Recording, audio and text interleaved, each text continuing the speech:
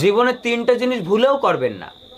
এক হচ্ছে বাবা মার পছন্দের বিয়ে, আর দুই নিজের পছন্দের বিয়ে, আর তিন বিয়ে। তা তুমি করলে কেন? ভুল করে।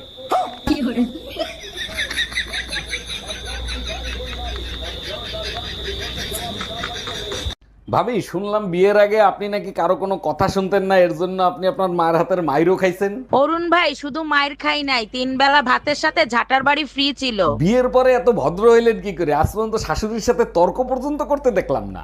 ভদ্র কি আর সাধে হইছি? বিয়ের পর যখন জানতে পারছি সব সম্পত্তি শাশুড়ির নামে। তোমার মায়ের তো কোনো কাজ নাই, সারাদিন মেয়ের সাথে কথা বলবে আর ঝামেলা আমার সাথে করবে। তোমার সমস্যা কি? আমার মা যা খুশি তাই করবে, তাতে তোমার কি? প্রতিদিন তার মাথা ব্যথা করে, আমার কাছে আসে কেন মাথা টেপাতে? তার মেয়েরে দিয়ে টেপাতে পারে না? আরে বাবা, মাথা ব্যথার কারণ তো তুমি, তাই তোমারে দিয়ে টিপায়। যে তোমার মতো মানুষকে আমি বিয়ে করেছি। আচ্ছা, সারাদিন তুমি আমার সাথে ঝগড়া করা কোনো বলতে পারো? কারণ আমরা লাভ ম্যারেজ করেছি তাই।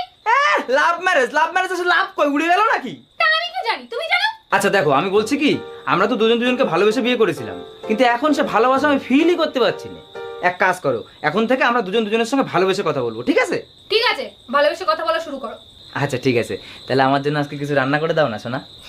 ঠিক আছে, কি খাবে বলো, আমি এক্ষুনি করে দিচ্ছি। আর হ্যাঁ, বলছি তুমি যদি অনুমতি দাও তাহলে চলো আজকে আমরা বাইরে থেকে দুজন ঘুরে আসি। হ্যাঁ, তাহলে চলো আমরা ঘুরে আসি।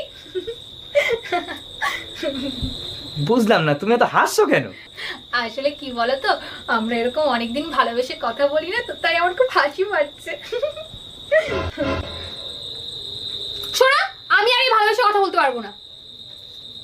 আরে ভালোবেসে কথা না বলার কি হয়েছে? শোনো না, আমার জন্য আজকে ভালো কিছু রান্না করো না। শোনা, আমিও তো রান্না বান্না করে কিছু